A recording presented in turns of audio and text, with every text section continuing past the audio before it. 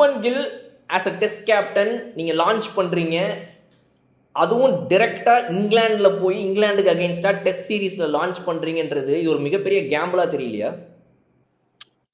கண்டிப்பா கேம்பிள் தான். இப்போ ஆஸ்திரேலியால பவுன்ஸ் கவுண்டர் பண்றது கஷ்டம்.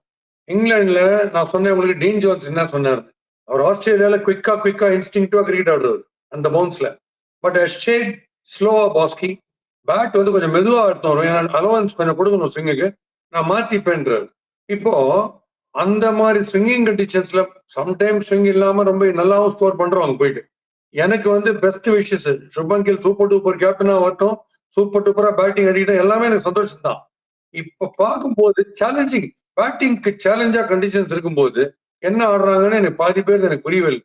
அப்படி பார்க்கும்போது நம்ம நிதிஷ்குமார் ரெட்டி பிரில்லியன்ட் ஆட்டாரு ஆஸ்திரேலியால ஒரு மேட்ச் அடிச்சார் பாருங்க செஞ்சுரி, அதெல்லாம் ஹேட்ஸ் ஆஃப்.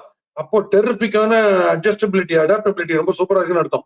கேப்டன்சியை பொறுத்த வரைக்கும் எனக்கு சுப்மன் கில் நல்ல கேப்டன் ப்ரூவ் பண்ணிட்டாருன்னா அவர் காலையிலேயே நான் ஊந்துடுறேன்.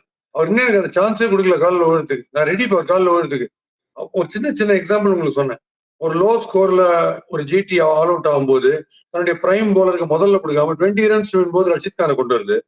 சாய்க்கு ஷோர்னு ஒரு போலரை கையில வச்சுன்னு 19th ஓவரோ 21st ஓவரோ கொடுக்குறது 20 ஓவர்ஸ்ல. என்ன ஐடியா அதெல்லாம் எனக்கு புரியல. அது அவ்வளவு பெரிய மேதாவித்தனால என்ன இருக்குன்னு எனக்கு புரியல.